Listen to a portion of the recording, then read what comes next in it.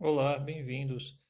Hoje o tema da nossa aula será as grandes navegações. Bem, podemos definir as grandes navegações como um conjunto de viagens marítimas de longa distância realizada pelos europeus, especialmente portugueses e espanhóis, durante os séculos XV e XVI.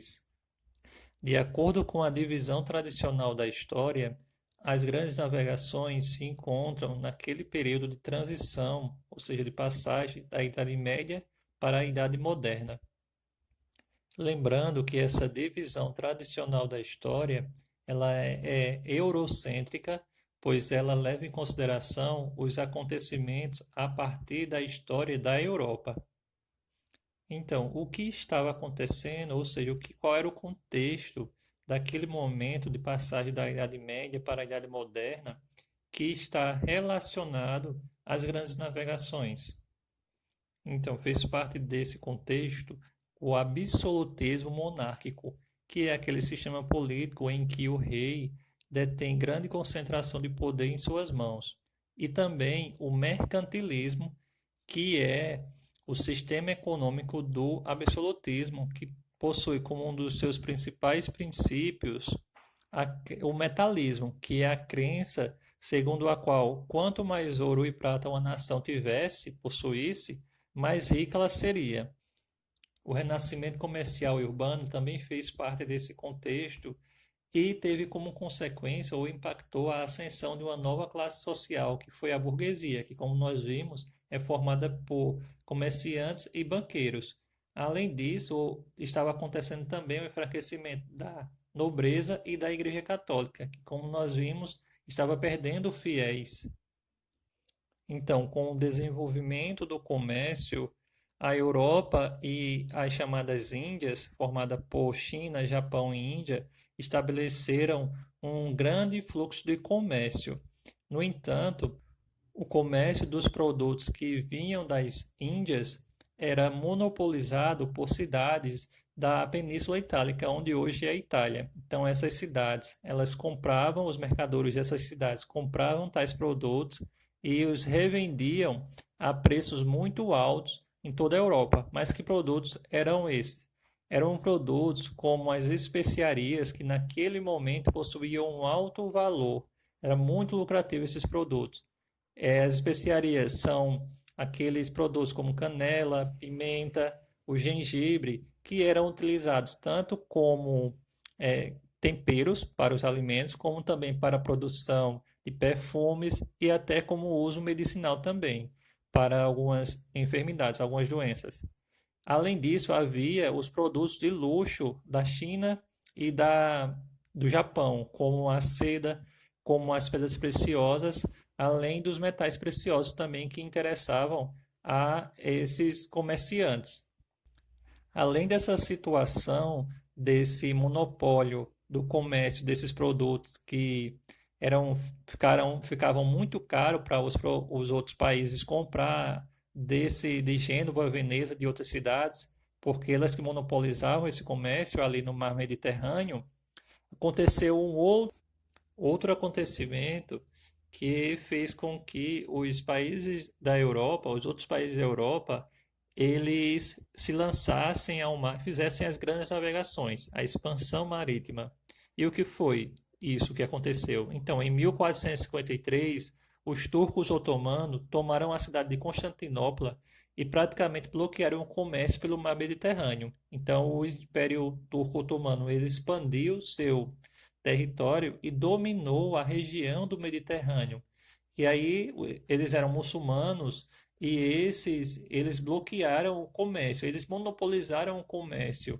Então os produtos que chegavam à Europa e era de interesse dos comerciantes europeus, da sociedade europeia, ficaram muito caros, muito altos. Então era necessário encontrar outras rotas para se chegar às Índias, já que o caminho pelo mar Mediterrâneo estava bloqueado.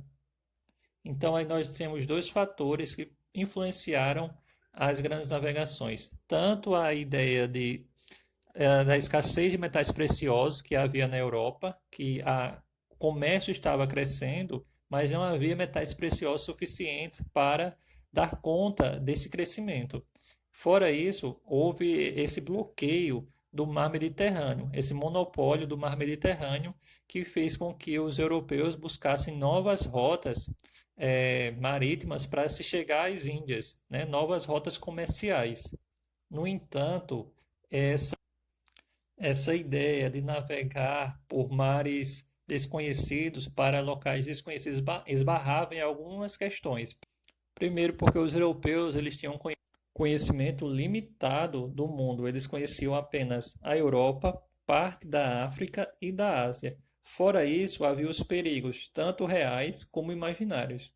Os perigos reais estavam relacionados ao que poderia acontecer nessas viagens, pois eles não sabiam o tamanho, o período que teriam dessa viagem, seria longo, seria curto, até chegar às Índias.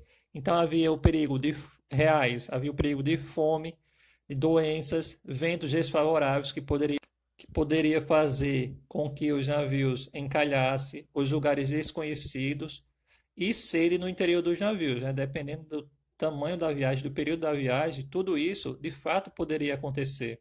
Fora tais perigos reais, havia os imaginários, que eram narrados por alguns navegadores, como os monstros marítimos.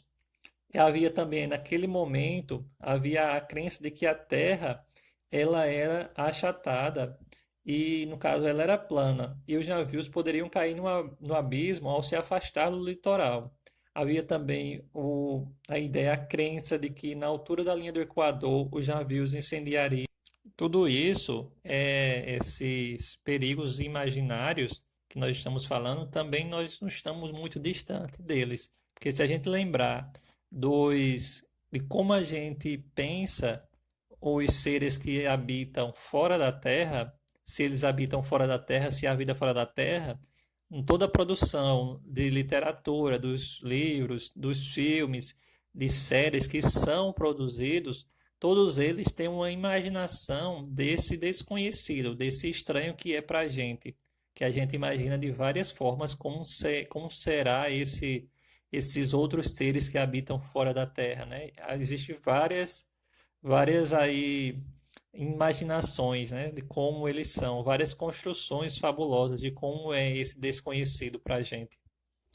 Então, diante de tantas questões como o conhecimento limitado da Terra, os perigos reais e imaginários, por que então os europeus resolveram realizar as grandes navegações, a expansão marítima? A quem interessava essas grandes navegações? Que é o que nós veremos agora. Primeiramente, interessava a burguesia mercantil, que justamente era aquele grupo de comerciantes que buscava novas rotas de comércio e riquezas, já que aquela rota que era feita pelo mar Mediterrâneo havia sido bloqueada e era monopolizada, ou seja, era dominada por apenas um grupo. Eles queriam encontrar novas rotas de comércio. Interessava a igreja, pois havia perdido fiéis tanto nas cruzadas como nos conflitos religiosos e também na Reforma Protestante, ela havia perdido fiéis. A Igreja Católica estava passando por um período de renovação, como nós vimos na Contra-Reforma, né? E por isso ela queria ampliar a fé cristã e a influência para os novos territórios que fossem descobertos.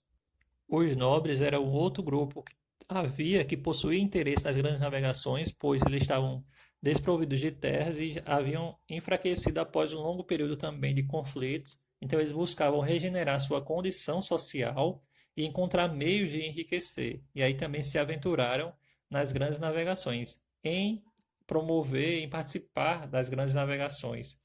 E fora isso, fora esses grupos, havia os reis, né, os reis absolutistas daquele momento. Os estados nacionais estavam se formando e a conquista de novos territórios significava a expansão dos domínios dos reis sobre novas terras e a possibilidade de exploração de suas riquezas, e assim o acúmulo de mais riqueza e poder. Então, a partir desse interesse dos estados nacionais, eles fizeram grandes investimentos nas ciências, principalmente as ciências marítimas, náuticas, para a construção de instrumentos ou aprimoramento de instrumentos que auxiliassem os navegadores nessas grandes navegações. E a bússola, que já havia sido inventada pelo chinês, anteriormente ela foi aprimorada, e outros instrumentos foram também aprimorados e construídos, né? Como o astrolábio, a balestilha, os mapas, houve o desenvolvimento da cartografia, e esses mapas, embora eles buscassem representar os novos lugares que iam sendo descobertos, encontrados, eles ainda tinham a representação dos grandes animais marinhos como sendo monstros marinhos, pela crença ainda muito forte nesse imaginário europeu. Então, Portugal foi o primeiro país a se lançar ao mar. Isso ocorreu devido a alguns fatores, como a centralização monárquica anterior às outras nações. Então, Portugal já havia, já há algum tempo, antes dos outros países, a conseguir montar a ideia, o absolutismo, o sistema político absolutismo, né? A centralização do poder. Também havia uma rica burguesia que estava disposta a financiar essas grandes navegações, ou seja, a encontrar novas rotas comerciais. Portugal possui também uma privilegiada posição geográfica, já que ele fica na ponta que dá para o Oceano Atlântico. Então, a saída, obviamente, é muito facilitada, a saída dos navios é facilitada por essa posição geográfica privilegiada. Fora isso, houve o investimento e o desenvolvimento, consequentemente, técnicas de navegação que auxiliaram os navegadores a fazer esses empreendimentos. E aí, diante disso, Portugal realizou, né, fez as grandes navegações, iniciou as grandes navegações e conseguiu contornar a África por meio de várias viagens que foram realizadas. Eles conseguiram contornar a África e chegar até as Índias, até Calicut, e fazer o retorno contornando a África. Porém, havia outros países que também estavam interessados nas grandes navegações, como a Espanha. Então, os reis da Espanha, eles vão empreender, também financiar as grandes navegações. E um desses navegadores que fez as grandes navegações foi Cristóvão Colombo. Ele acreditava que a Terra ela era esférica. E naquele momento, até aquele momento, a sociedade e a igreja defendiam que não acreditavam que a Terra era esférica, e sim que a Terra era plana. O que acontece é que Cristóvão Colombo consegue o financiamento da Espanha e ele faz uma viagem marítima indo pelo Oceano Atlântico como se fosse reto para se chegar mais rapidamente às Índias, encontrar uma rota mais rápida para se chegar às Índias sem ter que contornar a África. E nessa navegação, navegando em direção ao Ocidente pelo Oceano Atlântico, ele acaba chegando à América sem saber que ainda era um novo continente. Ao chegar na América, ele chama os nativos que aqui viviam de índios, pensando que havia chegado às Índias. Então, depois dessa viagem de Cristóvão Colombo, ele retorna para a Europa, narra o que havia descoberto, onde havia chegado, e outros navegadores se empolgam em também fazer as grandes navegações. E aí um desses navegadores, o Américo Vespúcio, ele vai realizar três viagens. Ele realizou três viagens à América e nessas viagens ele relatou o que ele havia descoberto, né? Como é que era os terrenos, o território e etc. Esses relatos, ele foi comparado com mapas feitos por Ptolomeu, que é um geógrafo grego dos séculos I e II. Então, nessas comparações com o relato do Américo Vespúcio com o mapa de Ptolomeu, se chegou à conclusão de que o que foi encontrado era um novo continente. As terras que foram encontradas eram um novo continente. E aí foi feito um novo mapa do mundo e se deu o nome desse novo território encontrado de América, em homenagem a Américo Vespúcio. E a partir daí, o novo continente passou a se chamar América. E aí, até então, até hoje, a gente chama, né, América ou o Novo Mundo, e lá a Europa é o Velho Mundo. Então, as expedições espanholas, as viagens marítimas financiadas pela Espanha, elas continuaram a acontecer. E Fernão de Magalhães, um português a serviço da Espanha, ele iniciou a primeira viagem de circunnavegação da Terra, ou seja, a viagem que tinha como objetivo dar a volta ao redor da Terra. E aí ele iniciou essa viagem, não conseguiu concluir, porque ele foi morto em um confronto com os nativos de uma região, e quem concluiu foi o navegador Sebastião Elcano.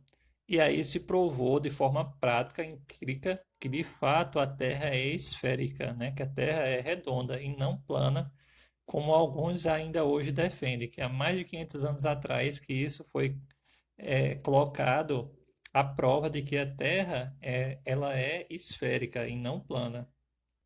Então, diante dessas incursões, dessas viagens da Espanha à América, a descoberta dessas novas terras, Portugal não gostou muito disso e essas disputas geraram um tratado, um acordo entre Portugal e Espanha.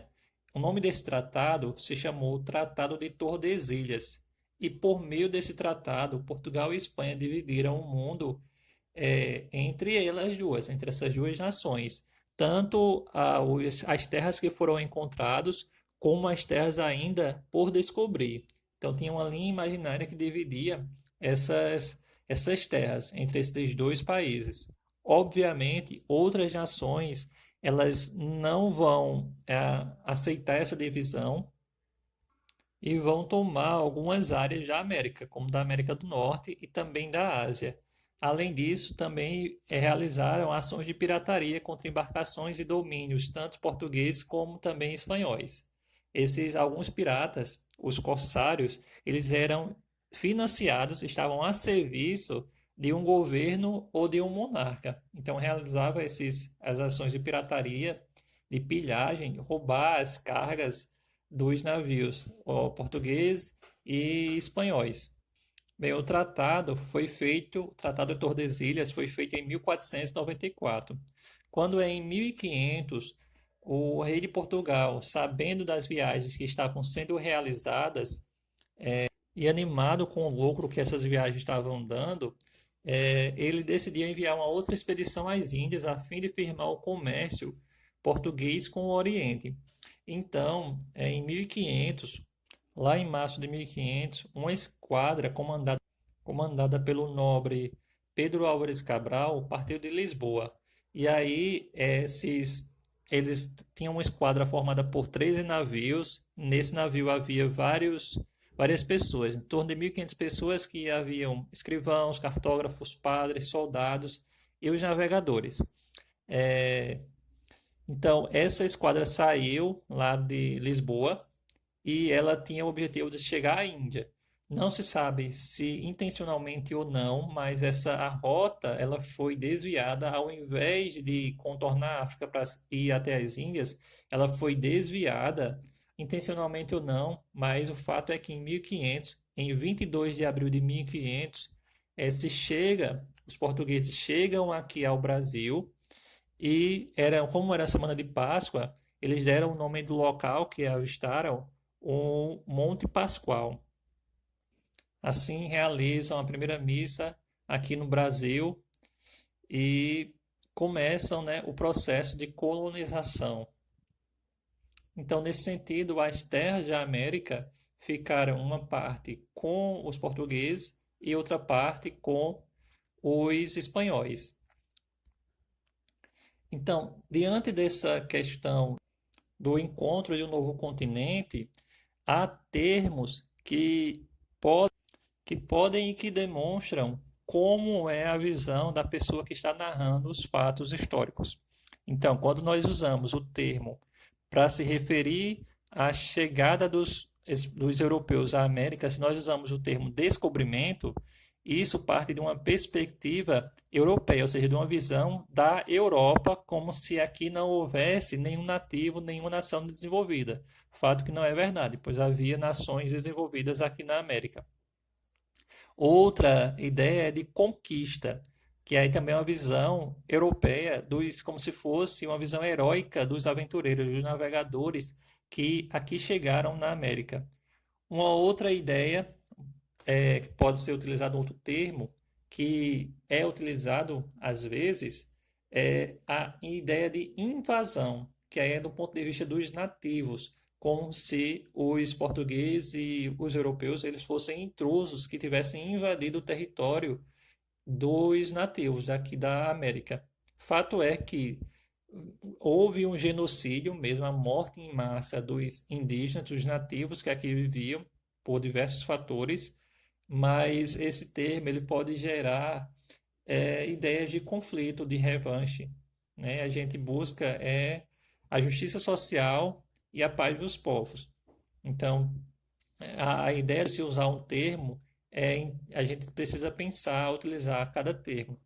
E um termo que é comumente usado, que pode ser usado, é a ideia de chegada, né? O termo chegada dos europeus à América, pois possui um sentido neutro. Há outro termo também que eu costumo utilizar, que é o de encontro, né? Que é o encontro de culturas diferentes, né? De expressões de vida diferentes. Bem, todo esse processo, as grandes navegações, elas mudaram o mundo, né? Mudaram o cenário mundial, porque foi um período, foi um momento em que o mundo passou a se integrar, né? É o início, como a gente entende hoje, da globalização do mundo. O mundo passa a ficar conectado. E isso fez com que aumentasse o comércio, né, que se tornou gigantesco em várias regiões do mundo. O Oceano Atlântico ele passou a ter mais importância do que o Mar Mediterrâneo, que aí caiu em decadência a ideia de comércio pelo Mar Mediterrâneo e o Oceano Atlântico passou a ter mais importância devido aos impérios europeus que aqui foram formados na América, né? As colônias, os impérios coloniais que aqui foram formados na América. E os europeus tomaram consciência do enorme tamanho da Terra e também que havia diversidade cultural na Terra, né? Tanto lá na Ásia como na América, que eles não conheciam, eles tomaram consciência dessa diversidade cultural existente na Terra, tá? Então essa foi a nossa aula de hoje. Um abraço e até a próxima aula.